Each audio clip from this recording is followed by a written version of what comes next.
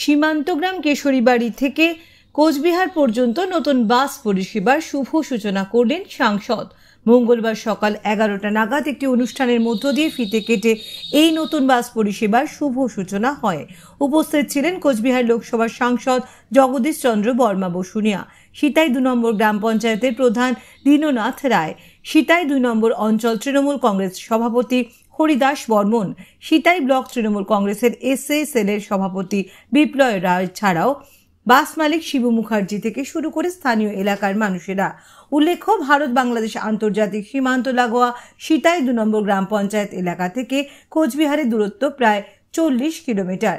তবে নতুন বাস পরিষেবা চালু হওয়ায় এই দূরত্ব পৌঁছতে অনেকটাই সুবিধা পাবে এখানকার মানুষ। প্রত্যেকদিন কেশরীবাড়ি উচ্চ বিদ্যালয় সংলগ্ন এলাকা থেকে বাসটি ছেড়ে ফক্করের হাট বাজার, এরপর সিতাই ও গোসানিমারি হয়ে কোচবিহার পর্যন্ত যাবে। আজ থেকেই নতুন বাস পরিষেবার শুভ সূচনা হয়। উপকৃত হবে সিতাই 2 নম্বর গ্রাম পঞ্চায়েতের কেশরীবাড়ি, ধুমের খাতা, পাগলিমারি সহ বেশ কয়েকটি সীমান্ত গ্রামের বাসিন্দারা। এদিনের এই নতুন বাস পরিষেবার শুভ সূচনা অনুষ্ঠানে বক্তব্য রাখতে গিয়ে সাংসদ জগদীশ চন্দ্র বর্মা বসুনিয়া বাস মালিক, বাসের চালক, স্টাফ ও উপস্থিত স্থানীয় বাসিন্দাদের অভিনন্দন জানান। তিনি আরও বলেন, এই বাস পরিষেবা চালু হওয়ায় আজ থেকে এই গ্রাম পঞ্চায়েত এলাকার মানুষেরা উপকৃত হবেন। তবে তিনি মূল পাকা রাস্তার পাশেই অসচেতনভাবে গরুকে লম্বা দড়ি দিয়ে বেঁধে না রাখা, খড় শুকোতে না দেওয়ার অনুরোধ করেন যাতে পথ দুর্ঘটনা না ঘটে। পাশাপাশি তিনি বলেন, এই নতুন বাস পরিষেবার সূচনা হওয়ায় কেশরীবাড়ি উচ্চ বিদ্যালয়ে কর্মরত দূর দূরান্ত থেকে আসা শিক্ষক শিক্ষিকা সঠিক সময়ে বিদ্যালয়ে পৌঁছে ছাত্রছাত্রীদের শিক্ষাদান করতে পারবেন। এতে শিক্ষাদানের ক্ষেত্রেও কোনরূপ ব্যাঘাত ঘটবে না।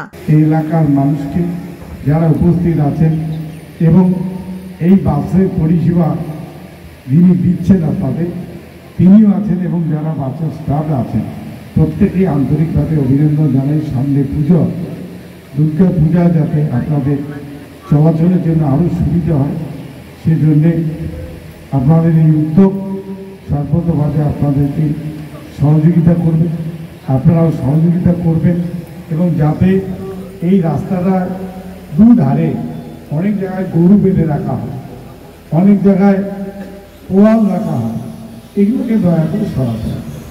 কারণ একটা গাড়ি যখন চলবে তখন উল্টো দিক থেকেও গাড়ি আসবে, তো সেখানে ক্রসিংয়ের জন্য জায়গা লাগবে। যদি টোটো, ভ্যান এবং রাস্তার পাশকে ব্যবহার করে পোয়াল রাখা, গোবরের গর্ত করা ইত্যাদি যেন বন্ধ হয়, এটা আপনাদের দেখার দায়িত্ব।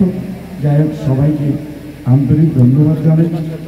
আজকের এই দিনে সবাই এখানে উপস্থিত আছেন এবং একটা হাই স্কুল পাশে আছে, যারা শিক্ষকরাও বিভিন্ন জায়গা থেকে আসেন এবং তারাও এই সুবিধাটা উপভোগ করতে পারবেন। এইটুকু কথা বলে সবাইকে আন্তরিকভাবে অভিনন্দন, ধন্যবাদ জানাই আমার বক্তব্য শেষ করছি। সবাই ভালো থাকবেন, সুস্থ থাকবেন।